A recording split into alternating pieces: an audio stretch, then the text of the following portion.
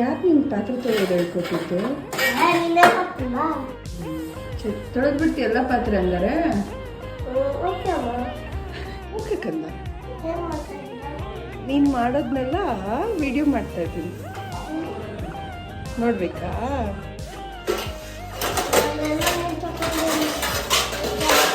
ಏನಪ್ಪ ಸಾಕಾಯ್ತಾ? ಅದು ಟಯರ್ಡ್